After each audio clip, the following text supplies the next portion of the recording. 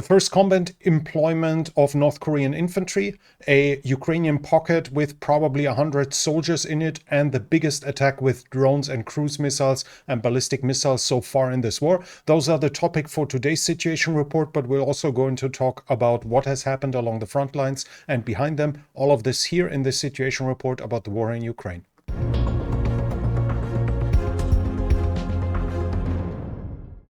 Ukrainians have struck an oil depot in Oriol, and as you can see, it was hit by the drone. Also, an ammunition depot in Donetsk was hit according to reports and the videos here.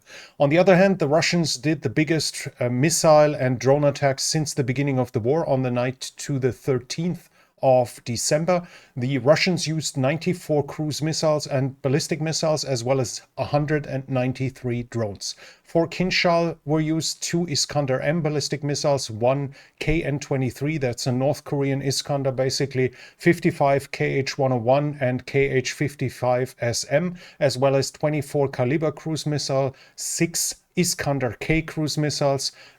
Those, all of them were used. The Ukrainians are saying they shot down 80 of the cruise missiles, 1 Iskander M, and 80 drones. 105 drones were defeated with electronic warfare, and 6 were flying to Russia or Belarus, according to the Ukrainians, meaning that almost all the drones were not reaching their intended targets. According to the Ukrainians, the Ukrainian F-16 also shot down 11 of the cruise missiles that were employed. The attack was meant at the energy infrastructure, and the effect was visible, rolling blackouts in big parts of Ukraine after this attack. Generally, we have more information about the usage of glide bombs as well. 431 glide bombs were used in the first 12 days of this month. 1,472 were used at the same time in November, so more than 3 times as much. Glide bombs, the usage of glide bombs, according to this, would have dropped dramatically since Ukraine got the permission to use ATACMS and Storm Shadow on Russian soil, which would indicate what could have been done if that permission had been given earlier. We'll switch to the developments along the front line, and we have the Russians a little bit southeast of Novoivanovka here. At this point, we have them here directly south and in the southeast again. This is not even confirming to me whether they gained something there in this direction. The more interesting part is what happened here at Pogrebki. We have a video that is showing us a huge group of infantry. I have it sped up. So this is the original speed, and in total it shows us roughly 40 men that are walking here. And those were reported to be North Koreans, which in some degree is fairly likely, not just because it was reported. We obviously can't see anything here, but an attack of this size with infantry only in the open, infantry moving around, that wasn't visible by the Russians in many months, probably over a year. So the concentration of infantry makes it at least likely that this might have been the North Koreans. It was geolocated, and that gives it some credibility, as the geolocation is right in Kursk, west of Pogrebki. If we look on the map here, they were basically walking up here and then over here to get into this forested area to probably reach Pogrebki from the west with some cover. This was, as said, supposedly the first usage of North Korean infantry here. Zelensky has confirmed, the Ukrainian president has confirmed that this has happened, but that's the information we have so far. If this was actually the North Koreans, we should see more of them in the near future. Further in the southeast here of Kursk, the Russians have taken Plechovo, and since then they have advanced further towards the west, towards the town of Kurilovka. We have them here right at that point, reaching here the river, and then we have them a little bit over the river, so they have crossed it and are at the outskirts of Kurilovka. Basically, initially they are here, and then they are roughly here, meaning the Ukrainians are being pushed back in this area. It's possible that the majority of the area east of the river here, meaning this here, might have already fallen to the Russians at this point, even though I cannot confirm it here. I said the employment of North Koreans here would obviously mean that they are finally being used, and it would explain while the front lines have started moving again, as obviously sending new troops, sending fresh troops, and if you're willing to accept high losses and thus are willing to concentrate forces, that will likely lead to bigger successes. And we've seen this here. As I said, the concentration of forces we see here, we haven't seen a lot on the Russian side, but if you only attack with 2 to 3 men, then you probably can't take big areas very fast. Now with the North Koreans, that might change at least to a certain degree, but we'll have to observe this. This was it from the Kursk region. We switched to Kharkiv. Here, the usual, some fighting being reported. Nothing has changed along the front line. We have, in the Eastern Front, we have reports that the Ukrainians are reporting the Russians continue to try getting over the Oskil and approach Kupiansk from the north and the west. So basically, roughly in this area, they are reported to cross over the Oskil. And according to everyone, both Ukrainian as well as Russian side, the Russians still have their bridgehead on the west side of the Oskil River, south of Dvorichna here. Further south, the Ukrainians succeeded in a counterattack here at Kopanki. We have a geolocation at the northeast of them with Ukrainian troops there. Kopanki is likely reconquered or liberated by the Ukrainians. They managed to push the Russians back here, at least locally. Further south, until the Seversky Donetsk, I have no change. In the direction of Seversk, no change. From Chasiv Yar, no visual change. The Russians claim, though, that they have taken this factory here. I do not see any proof of this, and I do not see the Ukrainians admitting defeat here yet, so it might be true, but I do not have any proof. Further south, I have no change in Toretsk either, but we have a lot of change in the direction of Pokrovsk. First, the Russians have attacked north of Novorodivka, here along the railroad tracks, east of the railroad tracks. The Russians have advanced up to here. This is an area that is contested for quite a while, with both sides attacking here again and again. There are some fortification works here as well, and here the Russians, in this case, they advanced further. Then we have reports by the Russians that that their own reconnaissance groups managed to reach the outermost houses of Pokrovsk itself. By now, it seems that this is more or less confirmed by the Ukrainians, but that the reconnaissance troops were defeated and neutralized. But that shows that the Russians managed to advance a fair amount, several kilometers up to Pokrovsk until they were defeated here.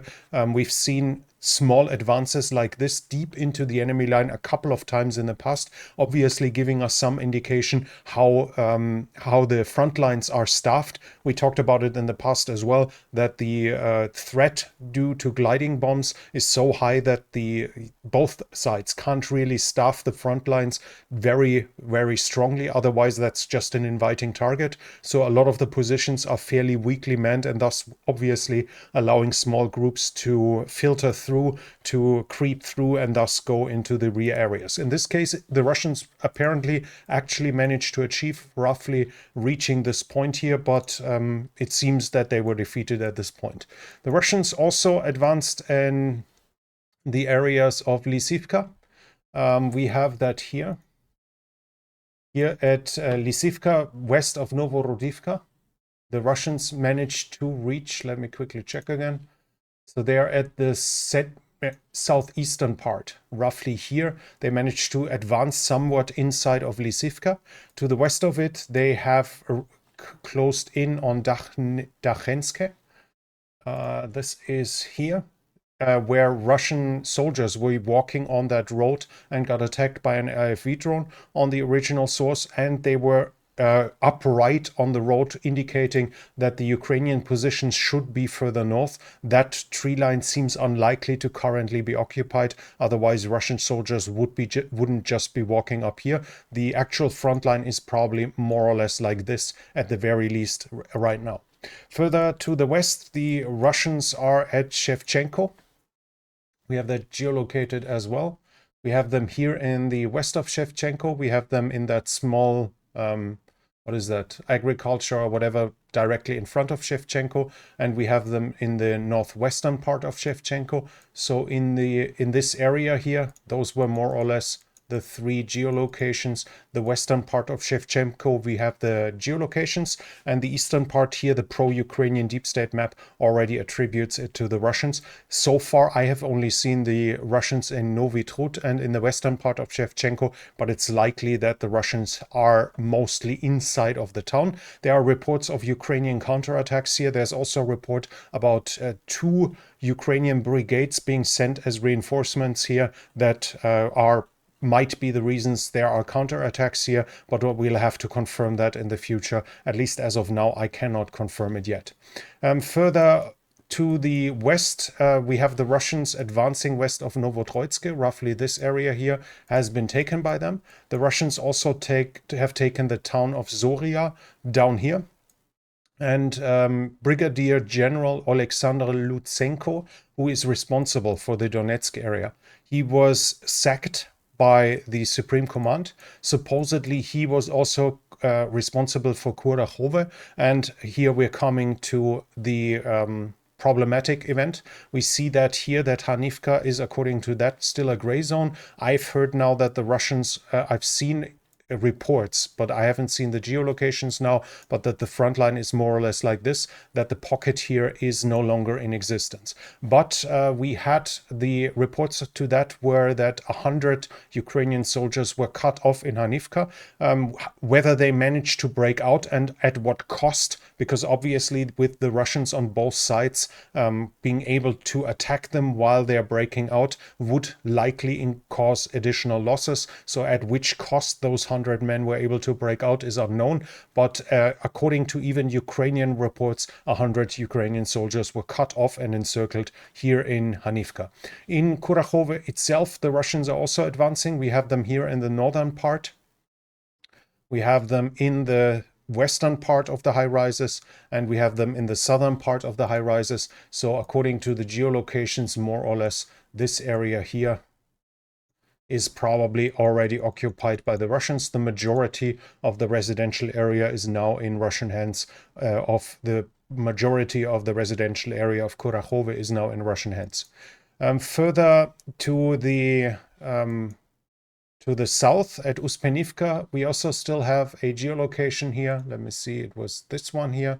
Here they are in the central part of Uspenivka. This is older, like at a point where in Hanivka were likely still Ukrainian soldiers. So as of now, it's likely that this pocket is pushed in. The Russians also managed to extend their foothold in Konstantinopolsk and in Suchy Yali. So the ground lines of communication to the east here were solidly cut when there were still Ukrainian soldiers in here. As said, as from what I've read, they are no longer there. The pocket is no longer in existence, and from what I've seen, there was no proof of big numbers of Ukrainian soldiers capitulating, so the majority of them tried to make it out and might have made it out, but that was likely, obviously, not for free. When we talk about the overall situation, it's quite interesting that Riba is considering and talking about what has happened with the Ukrainian brigades that they were looking for. They expect that there might be another offensive in Kursk or in Belgorod. We have that here. According to this, the Ukrainians sent reinforcements, but they disappeared, and they are expecting that there might be another offensive. The Ukrainian commander-in-chief, Syrsky, said it in the past already, just with defense, we're not going to win this war. We need another offensive. So this might be a fresh Ukrainian offensive that at least Riba, the Russian mill bloggers, are talking about, that could happen in the near future to improve the negotiation positions for the Ukrainians. At least that would be the likely reason for this. Further to the west, I jumped ahead a little. So while those were the changes in Kurakhove, we actually have one more change in territory, and that's here at Orikhiv, here south of Orikhiv. The Russians have advanced at Nesteryanka. We have a geolocation here where they have reached up to this point. This is here. So the Russians keep advancing in this direction, in the direction of Orikhiv from the south. Not a big change, but a change in their advantage, nonetheless. So apart from the mill bloggers' fear of a coming fresh Ukrainian offensive, we have some other overall information. The Russians are creating a new branch of their armed forces for the unmanned systems, basically a drone force that, like the Ukrainians that have already done that at the beginning of the war, the Russians are following up with this now. Then we have news from the direction of partisan and sabotage. The Russians have a Russian engineer who was responsible for the modernizing of the Kh-59 cruise missile, as well as involved in Ki for drones, was murdered in Moscow. Obviously, the guess is that it was the SBU. And a Sukhoi 27 was burnt down in Russia as well. Probably due to sabotage as well, as we have seen the video here. And the claim is that it was done by saboteurs, by the main directorate of intelligence of the Ministry of Defense, by the Ukrainians. So they managed to destroy a jet on the ground. In the political sphere, we have the news that Russia is removing the Taliban from the terrorist list. This will allow the Russians to officially engage the Taliban in diplomatic negotiations. Whether this might lead to them recruiting some Afghans to fight for them is obviously a completely different question. So far, nothing indicates that this might happen. Rosneft and the Indian refinery company Reliance Industries have signed an agreement for 500,000 barrels of oil daily for the next 10 years. Right now, that would mean roughly $13 billion a year. Russia is also changing the law to define terrorists and extremists to be put on a respective list as a terrorist or as an extremist. From now on, just spreading fake news about the military and the government. So basically spreading fake news or discrediting the Russian military is already enough to be put on that list according to the new regulations and laws. And the Russian aircraft industry, the civilian one, is suffering from the sanctions. According to a fresh report, since 2022, so since the beginning of the full-scale invasion, the civilian aircraft industry has only managed to deliver 7 planes out of a planned 108 due to the lack of components that were supposed to be delivered from the West. In international news, international aid, we also have some news. A US aid package for Ukraine is a fresh one is coming, another $500 million. It includes HIMARS ammunition, so GMLRS and ATACMS, 155 and 105 millimeter shells. It includes HARM, so high-speed anti-radiation missiles that the Ukrainians can use from their Sukhoi 27 and MiG-29 to attack Russian radar systems and air defense systems. It includes drones. It also includes MRAPs, Humvees, and light tactical vehicles without specifying which ones they are. And they also get anti-tank weapons, so the usual TOW-84, Javelin, I think, are also included, the usual package that they always receive when they get anti-tank weapons. Norway has said they are going to train the F-16 pilots next year in Portugal. This is because so far Norway participated in the training in Denmark, but Denmark is switching fully to the F-35 next year, so they won't be able to train Ukrainian pilots anymore. So this means that Norway will help train Ukrainian pilots and mechanics in Norway from that next year on. But that was already it for today. So if you enjoyed this situation report, please give it a thumbs up. It helps with the algorithm. Leave a comment. What do you think about the current developments and the current aid for Ukraine? And do you think the North Koreans will make a significant difference? Then write so in the comment section. If you're new here, I would like to invite you to subscribe to the channel and hit the bell icon so I don't miss future videos. This channel is only possible because of the support of viewers like you. If you like to support the channel, you can do so by the means in the description. But that's it from me for now. Thank you for watching, and I'll be back.